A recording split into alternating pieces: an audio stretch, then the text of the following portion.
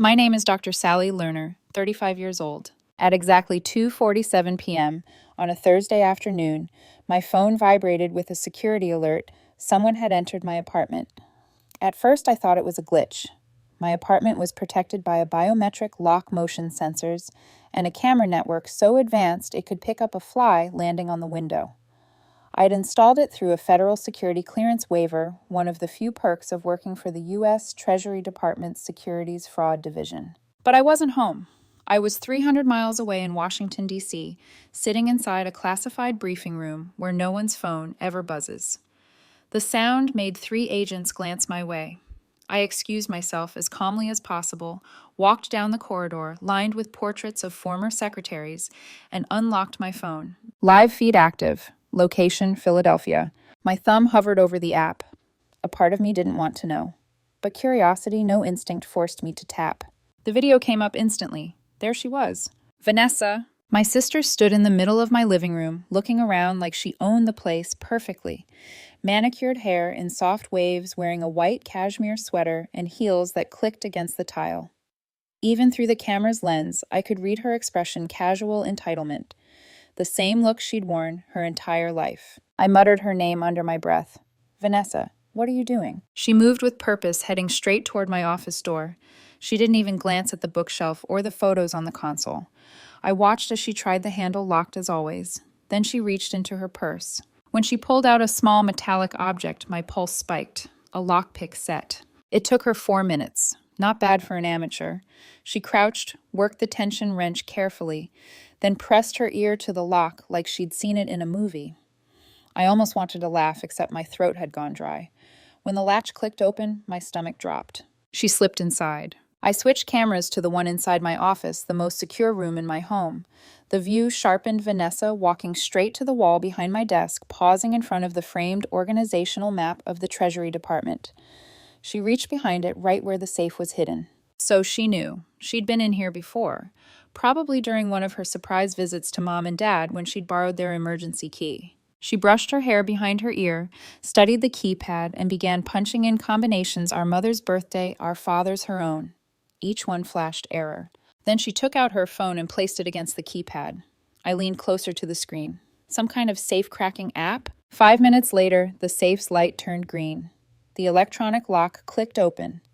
Vanessa's face lit up that bright, satisfied smile that had always made people forgive her. She pulled the door wide and peered inside. When she reached in and pulled out the sealed document folders, her smile faltered.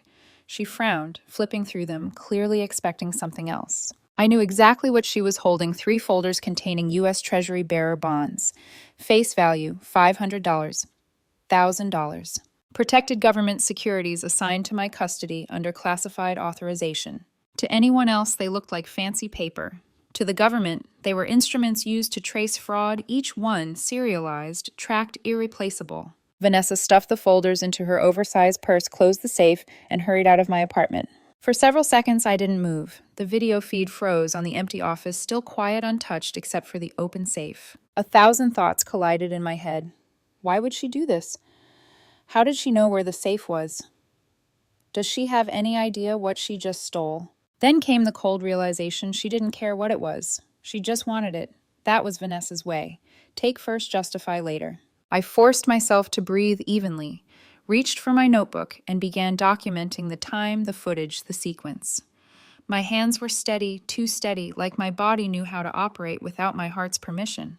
When the shaking started, I made the first of 3 calls. First to my direct supervisor at Treasury, then to the Treasury Inspector General's office, finally to the Secret Service Financial Crimes Task Force. Each conversation was short, clinical, terrifyingly official. Lock down all accounts. Submit the footage through encrypted channels. Do not attempt to retrieve the securities personally. My supervisor's voice was calm but heavy. Sally, your sister just committed a federal crime.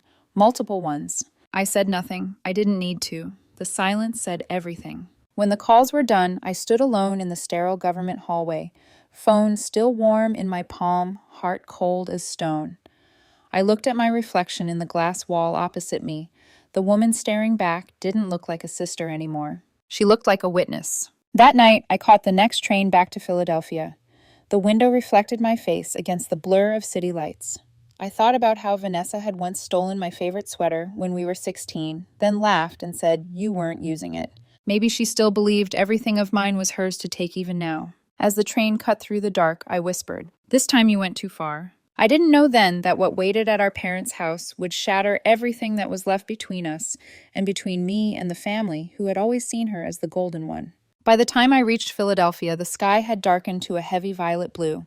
My parents' neighborhood looked exactly as it had for decades. Manicured hedges, porch lights glowing warm against November air, the illusion of peace. Vanessa's Range Rover gleamed in the driveway beside my parents' old sedan. A third vehicle, my Uncle Mike's pickup, was parked at an angle on the curb. That meant only one thing: family dinner. Perfect timing. The front door was unlocked. Typical. My family had always believed bad things only happened to other people. The smell of roast beef and rosemary hit me as soon as I stepped inside. Laughter echoed from the dining room. Vanessa's laughter light and performative, like the sound of someone auditioning for affection. I paused in the hallway, adjusted my composure, then stepped in. "Sally." My mother nearly dropped the serving dish she was carrying. "Sweetheart, what a surprise I didn't know you were coming tonight." "I had some time off," I said, evenly thought I'd stop by. Her face brightened. "Wonderful." "We were just sitting down. Come, I'll set another place." She called out to the kitchen. "Honey, Sally is here." Dad appeared with a carving knife in hand, smiling in that tired, fatherly way he always had. "Didn't expect to see you, kiddo." Across the table, Vanessa looked up from her phone. Her eyes widened for a split second before the practiced smile appeared. The one she'd used to charm teachers, boyfriends, and every adult who ever pitied her. "Well," she said, "look who decided to leave the spreadsheets and join the living." I smiled back tight. "Hello, Vanessa." Her husband Derek offered a polite nod without lifting his gaze from his phone. "Hey, Sally." I took the empty seat across from her. The table was set beautifully, candles, wine, the works. My mother sat down, clearly thrilled to have both daughters in the same room. "It's so rare we get both our girls here together," she said with a sigh. "Yeah," Vanessa said, twirling her fork. "Life's been busy for all of us." I watched her for a moment. The calm facade couldn't hide the tiny tension in her jaw, her hands, perfect manicured, trembling just slightly. She was nervous. "Good." "How's work, Sally?" my father asked, reaching for the roast. "Busy," I replied. "The department's been pushing a few major investigations through the courts." Vanessa let out a laugh, soft but sharp. "Investigations sounds thrilling. I can barely stay awake when you talk about your job." "Then don't ask," I said, still smiling. The air shifted just slightly. My uncle coughed. My mother shot me a warning glance, "Don't start." But Vanessa was already grinning wider. "Actually, speaking of thrilling, Derek and I have been making some exciting financial moves lately. Investments. Grown-up stuff." Derek finally looked up proud. "Yeah, her advisor's been working on some advanced securities for us. Really promising." "Oh," I said lightly, though my heart gave a sharp twist. "What kind of securities?" Vanessa tilted her head. "Probably too complex to explain. The kind of thing you'd appreciate, though, with all your numbers." My parents beamed. "Isn't that wonderful?" Mom said. "They're building wealth for the kids' college fund." "Yeah," Vanessa said, sipping her wine. "We're just trying to make smart choices. You know, real adulting." I looked down at my plate, then back at her. "And where did you find the capital for that?" She blinked. "Excuse me? $500,000 in securities isn't exactly pocket change." My voice stayed calm, even casual. "I'm curious." Her fork paused midair. The tension in the room thickened. Dad frowned. "Sally." "Oh, relax," Vanessa interrupted, laughing again, though it came out too high-pitched. "She's teasing." Then she turned to me, her eyes glinting. "Actually, I should thank you, sis." I met her gaze. "For what?" "For being so trusting." She swirled her wine. "I stopped by your place earlier this week. Used that emergency key Mom and Dad keep, for safety. I hope you don't mind." My mother's head snapped toward her. "Vanessa, you went into your sister's apartment without asking." "Oh, come on, it's family. I just wanted to borrow that book she mentioned." I kept my expression still. "Did you find what you were looking for?" Her smile faltered for a heartbeat. Then smugly, "Actually, I found something better. That little safe behind the boring Treasury map." "You really should update the code, Sally. Using Mom's birthday. So predictable." Mom blinked. "What safe?" Vanessa reached down beside her chair. From her oversized purse, she pulled out the 3 document folders and dropped them onto the table. The sound, a heavy thud, cut through the air. "Vanessa," my father barked. "What is that?" "Oh, relax, Dad." It's just some old government certificates or whatever. They were collecting dust in her safe. I figured Sally wouldn't mind if we put them to good use. Derek's advisor says they could be worth something. I stared at her. You brought them here. Of course, she said brightly. I thought we'd show everyone. Share the wealth you know, Vanessa, Derek said quietly, maybe. She cut him off with a wave. What? It's not like she was doing anything with them. Mom looked between us confused. Sally, are those yours? Yes, I said. And you stole them. The words landed like a gunshot. Stole. Vanessa laughed high and nervous. Please, we're family. It's not stealing when it's from your sister. You weren't using them. Vanessa, my tone hardened. You broke into my apartment. You picked a lock. You opened a federal safe. Oh, for God's sake, she rolled her eyes. It wasn't a federal safe, Sally. It was a box with a keypad. Don't dramatize everything. I leaned forward. Do you have any idea what those documents are? She hesitated. Old bonds or something. Derek's advisor said they might be worth a few thousand. $500,000, I said quietly. The room went dead silent. Vanessa laughed again, shakier this time. You're lying. I pulled out my phone, unlocked it, and set it on the table. The surveillance footage froze on her image. You're welcome to watch the full recording. Her face drained of color. Dad looked from me to her, confused and frightened. What is this? I didn't take my eyes off Vanessa. Those are U.S. Treasury bearer bonds, government securities. Classified, serialized, and tracked. You didn't just steal from me, Vanessa. You stole from the United States government. The fork slipped from Mom's hand, clattering against her plate. Derek's face turned gray. Vanessa's voice cracked. You're bluffing. I reported the theft 4 hours ago, I said. To the Inspector General, to the Secret Service, to my supervisor. And then right on cue, the doorbell rang. Everyone froze. Vanessa stared at me, eyes wide, voice barely a whisper. What did you do? I looked at her calmly. Nothing, I said. But I think they're here for you. The doorbell rang again, louder this time, followed by a heavy knock and a commanding voice. Treasury Inspector General. We have a warrant for Vanessa Morrison. My mother's wine glass slipped from her fingers and shattered against the floor. What she gasped, turning toward me. Sally, what is this? What's happening? I kept my eyes on Vanessa. Her face had gone pale, the confidence gone, replaced by raw panic. You called the police. Not the police, I said softly. Federal agents. Vanessa shot up from her chair, stumbling backward. You're insane. You can't do this to me. Dad rose, confused and angry. Sally, this is your sister. Whatever this is, you can sort it out privately. No, Dad, I said, not this time. The pounding at the door grew sharper. Uncle Mike, always the practical one, muttered under his breath. They don't knock like that unless it's serious. Dad, don't open it. Vanessa grabbed his arm, her voice cracking. They don't have the right. They have a warrant, I interrupted, and probable cause. The agents outside called again. Mr. or Mrs. Morrison, open the door immediately. Dad's hands were shaking. Sally, please tell me you're exaggerating. I met his eyes. You raised me to follow the rules. You taught me right from wrong. She broke into my home and stole federal property. If I covered that up, I'd lose my clearance and face prison time myself. Before he could respond, the front door opened. 4 agents entered, tactical gear, Treasury insignias gleaming under the hallway light. The lead agent, a woman with sharp eyes and a calm voice, stepped forward. Special Agent Lisa Martinez, Treasury Inspector General. She held up her badge. We have a warrant for the arrest of Vanessa Morrison and authorization to recover stolen federal securities. Vanessa stood frozen beside the dining table, her eyes darting wildly between me and the agents. They're just papers, she pleaded. My sister's exaggerating. It's a misunderstanding. Agent Martinez's expression didn't change. Ma'am, those securities are registered Treasury bearer bonds, face value $500,000. Theft, tampering with a secured federal safe, and attempted securities fraud are all felony offenses. Mom stepped forward, trembling. There must be a mistake. She didn't mean any harm. It's just a family issue. Ma'am, Martinez said gently but firmly, intent isn't the issue. Possession of those instruments outside authorized custody is a federal crime. 2 agents moved around the table. Vanessa backed away, her hands raised. Don't touch me. You don't understand. She's my sister. She set me up. Vanessa, my voice was quiet, steady. Stop lying. Lying, she shrieked. You always wanted me to fail.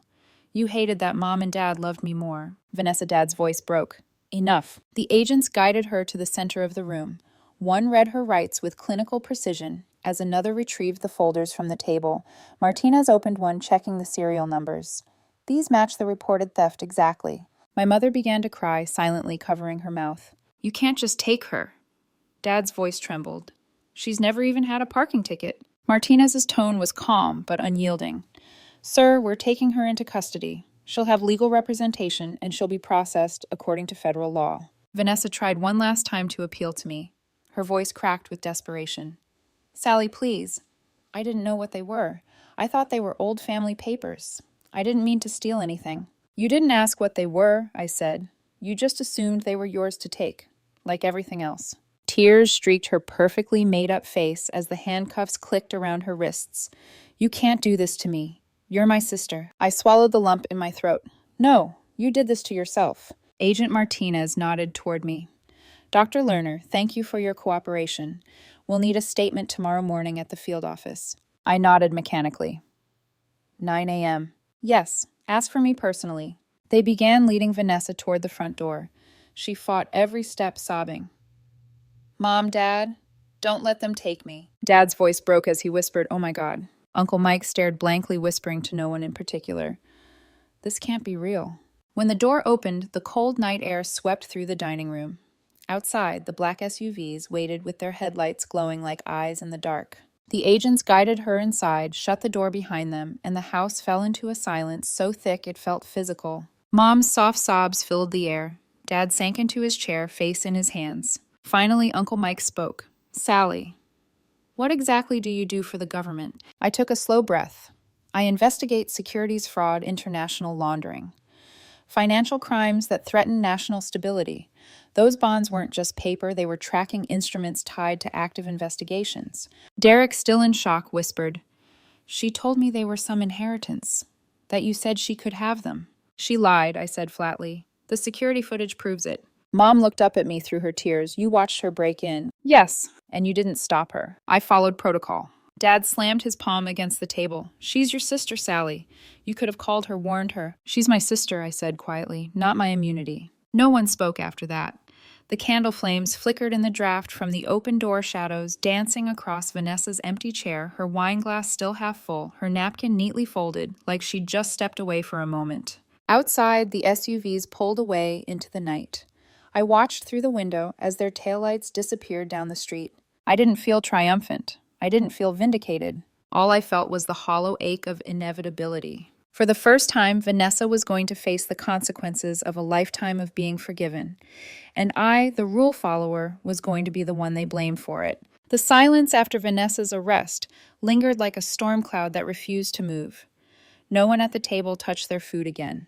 The roast went cold. The candles burned down to wax puddles. When the front door finally closed behind the agents, my mother's sob broke the stillness. She's your sister, Sally, she whispered. Your only sister. How could you stand there and let them take her away like that? I didn't answer. My throat felt tight, but not from guilt, from exhaustion. Dad's voice came next, low and trembling. Over some papers. Over a mistake. You could have talked to her, told her to return them quietly. She didn't make a mistake, I said, my voice sharper than I intended. She researched how to open safes, how to bypass digital locks. She planned this for weeks. Uncle Mike frowned. Are you sure about that? She bought the tools. I have the receipts. The agents already confirmed it. Mom covered her face. She didn't know what she was doing. Vanessa isn't like you, Sally. She doesn't think about consequences. I cut in. No, she never has. Because none of you ever made her. Dad slammed his fist against the table. Don't you dare put this on us. You turned your sister over to federal agents. Do you understand what that means? You've destroyed this family. The words landed like bullets. I took a breath and steadied my tone. Dad, she destroyed it the moment she broke into my home. Mom looked up, eyes red. You could have protected her. You always protected her when you were girls. I was 12, I said quietly. I protected her from scraped knees and bad report cards, not felonies. Uncle Mike spoke then, slow and deliberate. I think what Sally is saying is, you raised two daughters, one who followed the rules and one who thought the rules didn't apply. He looked at my parents. And you always found a way to forgive the latter. Mom shook her head. You don't understand. Vanessa's always been your favorite, I said. Her eyes widened. That's not fair. I laughed bitterly. Isn't it? You never visited me in Philadelphia. Not once. You've been to Vanessa's house a dozen times this year. You talk about her children, her vacations, her parties. You couldn't even tell me what project I've been working on for the past 3 years. Dad's voice cracked. We didn't know what you did, Sally. You never talk about your work. I can't talk about it, I snapped. It's classified. I hold top secret clearance. You think I push paper for a living? I'm responsible for tracking multi-million-dollar fraud networks. I've testified in court against criminal organizations. I handle evidence that could collapse global markets if leaked. But to you, I'm still the boring one. Mom's lips trembled. That's not true. It is, I said. Vanessa assumed those bonds were worthless because she assumed I was worthless. Because you taught her that. The words hung in the air like smoke. No one spoke. Finally, Derek, who'd been silent this whole time, lifted his head. His voice was hoarse. She told me they were family papers.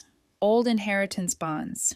She said you wouldn't care if she took them. I didn't know. I swear to God, Sally, I didn't know. I believe you, I said. But Treasury will investigate anyway. They'll need to make sure you weren't complicit. He rubbed his face with both hands, pale and shaking. Oh my God, my career, my kids. Mom sobbed again. She has children, Sally. What will happen to them? They'll be fine, I said. Derek will take care of them. Dad's eyes filled with something darker accusation, maybe even hatred. You sound so cold. Is this what your government job has turned you into? A machine. That hurt more than I wanted to admit. No, I said quietly. It's what being ignored for 35 years has turned me into. The front door creaked open then. Agent Martinez stepped back inside, expression composed. Dr. Lerner, she said, one quick update. We found search history on Mrs. Morrison's phone, 2 weeks of research about safe cracking and how to cash bearer bonds without detection. This wasn't impulsive, it was premeditated. My stomach sank, even though I'd already suspected it. 2 weeks. Yes, ma'am. We'll include that in the report. She nodded politely to my parents and left again, closing the door softly behind her. The house felt smaller. Suddenly the air heavier. Uncle Mike let out a long exhale. 2 weeks. She planned to rob her own sister. No one spoke. Finally, Mom said, You don't have to keep saying that word. Rob. What would you call it? I asked. Her voice broke. A mistake. She broke into my home. She used my mother's birthday as a code, and when that failed, she used a hacking app. She took documents worth $500,000. She called an advisor to cash them. My voice shook with restrained anger. That's not a mistake, Mom. That's a crime. Dad rose slowly from his chair. His face looked years older. You could have fixed this quietly. I stared at him. You think I wanted this? You think it didn't kill me to watch her steal from me in real time? I had to choose between protecting my career, everything I've worked for, or protecting her. And I knew the second I chose duty, you'd all hate me for it. He didn't deny it. He just sat back down silent. The grandfather clock ticked in the corner every second, stretching the silence thinner. When I finally stood to leave, my mother reached out, grabbing my wrist. You've always been so strong, she whispered.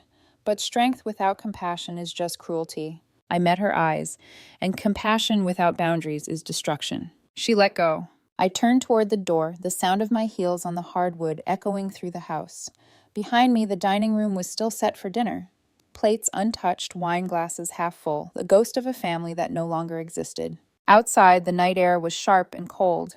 I looked up at the window where I could still see my parents' silhouettes, two people who would never understand that doing the right thing sometimes means losing everything that matters. My phone buzzed in my pocket, a message from Agent Martinez. We've confirmed the safe cracking search timeline. Case classified as premeditated theft of federal property. We'll need your full statement tomorrow. I stared at the screen for a long moment, then typed back. Understood, she planned it. The words looked wrong somehow, too clean, too simple for what they meant. Vanessa hadn't just stolen government bonds. She'd stolen every last chance we had at being a family. The weeks after Vanessa's arrest blurred into a strange, hollow routine. Early mornings filled with official statements, meetings with investigators, and the slow unraveling of family ties. Every time my phone buzzed, my mother's name appeared on the screen.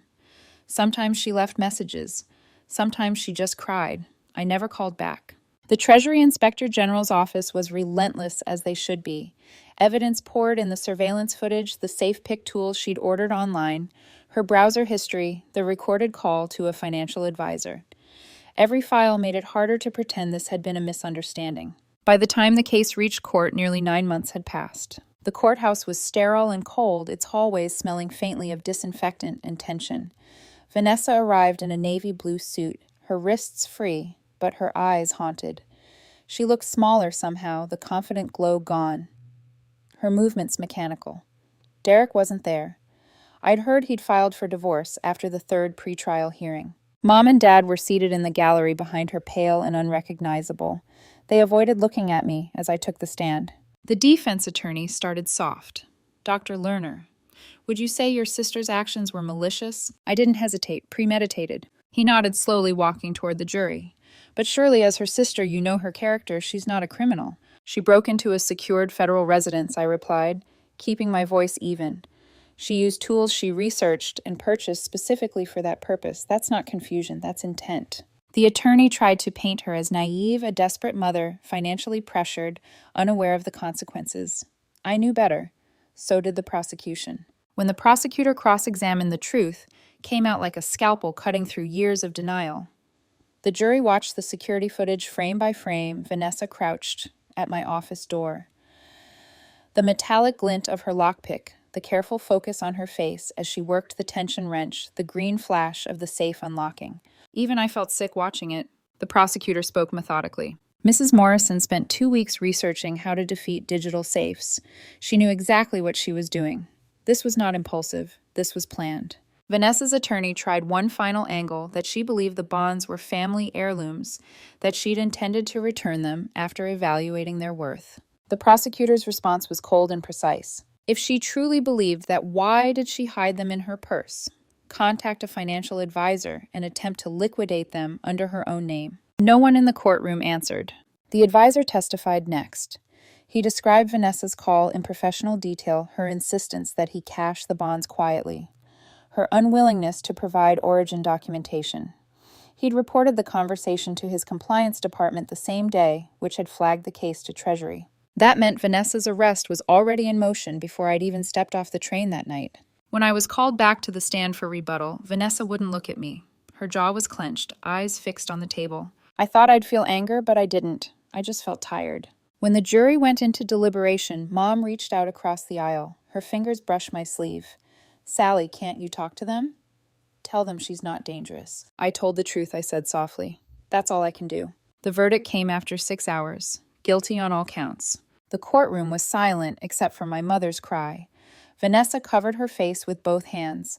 Derek, seated in the back, looked like he'd aged 20 years. When the judge read the sentence, his voice was heavy but steady. 12 years in federal prison, restitution of $500,000, and additional fines for violation of security measures. Vanessa's sobs echoed off the marble walls. I didn't move. The judge turned to her. You didn't steal from a stranger, Mrs. Morrison. You stole from your sister and from the government she serves. This court cannot treat theft of federal property as a family squabble. The law applies to all regardless of relation or privilege. Mom buried her face in her hands. Dad sat motionless, eyes glassy, staring at nothing. When it was over, I stepped outside the courthouse alone. The spring air was cool, the city loud and indifferent. I stood on the courthouse steps watching a pigeon peck crumbs from the concrete and felt a strange mix of relief and mourning. Not for Vanessa, but for the illusion of the family I'd spent my life trying to please. A week later, I got a letter from my mother. Her handwriting was shaky, the ink smudged from tears. We still love you, Sally, but what you did, I don't know if we can ever forgive you. I folded the letter neatly and placed it in a drawer I never opened again. A month later, Agent Martinez called me. Case closed. Excellent testimony, Dr. Lerner. The Bureau appreciates your professionalism. Professionalism. I almost laughed. It sounded so clean, so detached, as if any of this had been easy. But I thanked her anyway, because in the world I lived, in the world of evidence, signatures, and sealed files, feelings didn't matter. Only the truth did. And the truth was that Vanessa's choices had finally caught up with her. In the quiet that followed, I realized something else. The justice I had believed in all my life doesn't feel like victory when it takes your family with it. It feels like silence. 3 years passed. Long enough for the world to move on, but not long enough for my family to forgive. Vanessa was serving her 12-year sentence at a federal correctional facility in West Virginia. Every few months, I'd receive a letter in her handwriting, small, careful, the loops of her cursive uneven. They always started with, I'm sorry, and always ended with, can you help me? I never wrote back. It wasn't out of spite. I'd learned something important in those quiet years, that love without accountability isn't love at all. It's enablement. By the time her second year in prison ended, I'd been promoted to senior supervisory analyst at Treasury. I led a team of 12 investigators handling multi-country securities fraud cases. I'd earned a new level of clearance, TS/SCI, and received a commendation from the Secretary of the Treasury himself for dismantling a $340 million laundering network.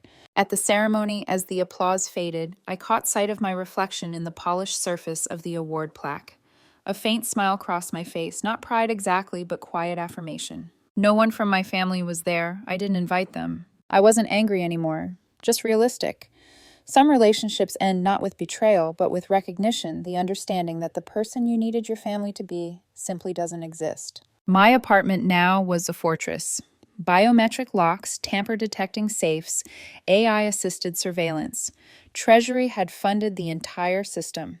After what happened with Vanessa, I'd refused to live with anything less than military-grade protection. And yet, the real security came from inside, because for the first time, I no longer craved anyone's approval. Not my parents, not Vanessa's, not anyone's. Still on quiet nights, I'd catch myself replaying old memories, Vanessa as a teenager, sitting on the edge of my bed, brushing her hair, and talking about the boys who adored her.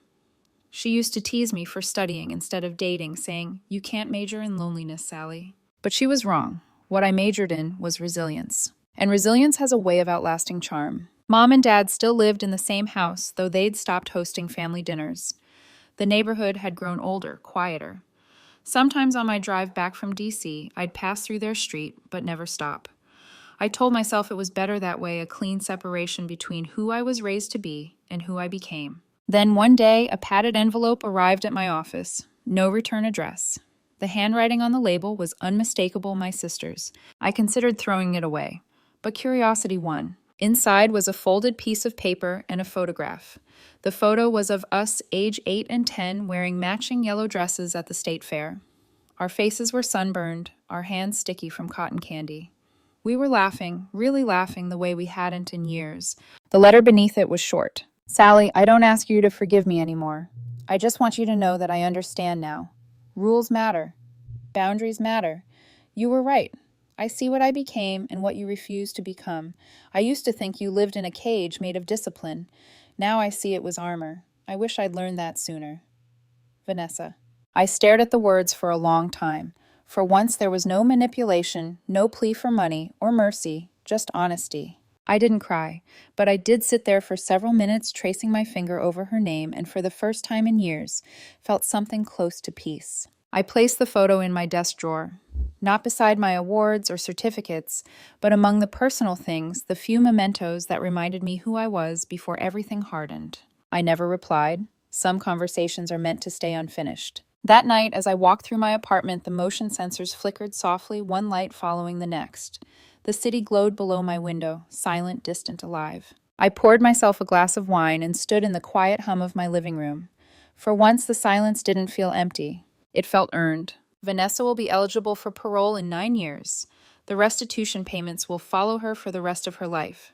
Maybe one day we'll speak again. Maybe not. Either way, I've learned to live without waiting for reconciliation. Because I finally understand some families teach love by giving it freely. Others teach it by withholding it until you prove your worth. But the rarest kind of love, the kind that lasts, is the one you give yourself after surviving both. I turned off the lights, the city's reflection catching in the window glass. "The bonds don't need my family's approval to matter," I murmured. "And neither do I." Then I closed the curtains, set the alarm, and went back to work protecting a nation that would never know my name, but would always depend on what I do in the dark. And for me, that was enough.